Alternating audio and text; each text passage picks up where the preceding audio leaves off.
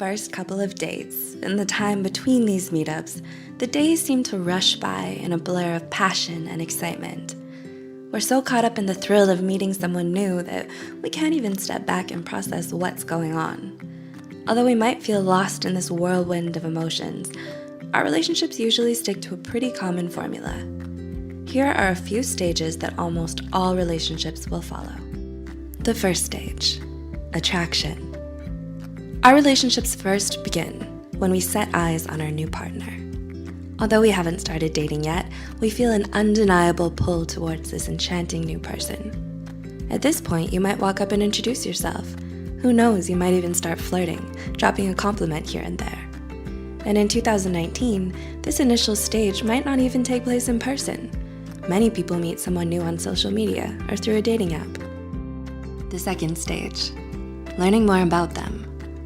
Once we're attracted to someone, we usually feel a desire to learn more about them. Sometimes we discover more about this person through conversation, and sometimes we learn more about them after checking out their social media profiles.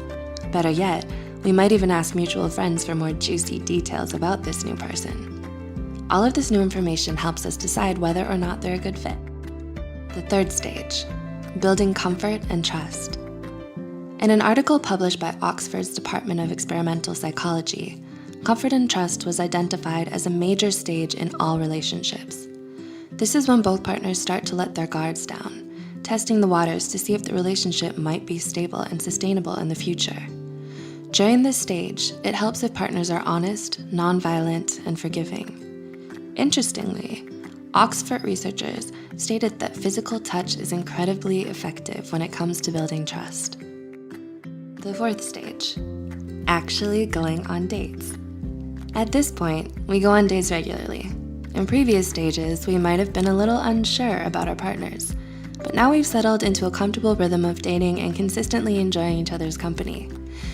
As we date more and more, both partners build a stronger connection based on mutual interests, trust, and attraction. By the end of this stage, we're comfortable with being vulnerable around them. The fifth stage, seduction. According to that same Oxford study, seduction is one of the final stages of a relationship. This is where we truly open ourselves to the possibility of passionate intimacy. According to Oxford researchers, women need more time to develop this emotional connection when compared to men. When we reach this stage, we stop thinking of ourselves as singular beings. Instead, we start to become one with our partners. We feel their emotions and understand their experiences on a deeper level, as if they were our own. The sixth stage, the honeymoon phase.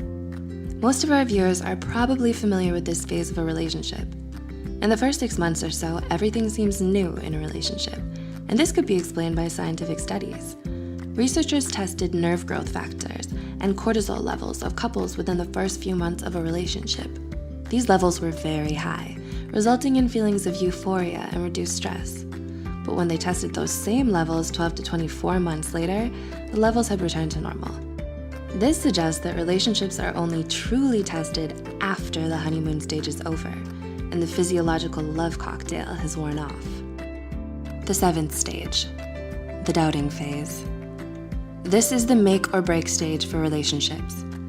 Doubts usually start to creep in after a few years, and making it this far is a real accomplishment. But the biggest hurdle is yet to come. You need to overcome all of these doubts if you want the relationship to succeed.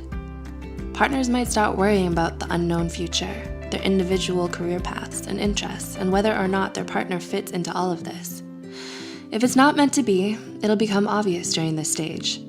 In this current age of social media, it's very easy to start comparing our own relationships to other perfect couples we see online. This makes the stage of doubts even tougher to get through in 2019. The eighth stage, commitment and stability. Once you reach this stage, you're home free.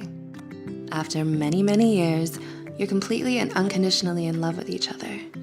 You know each other better than any other person on earth, and you regularly find yourself predicting each other's actions and knowing what to say to comfort your partner during stressful times. Most importantly, you don't take each other for granted. You're happy with the direction of the relationship, and you might even start building projects and creating things together. Who knows? Maybe a family? Let us know if you agree with our 8 stages of dating. If we've left anything out, be sure to let us know in the comments below.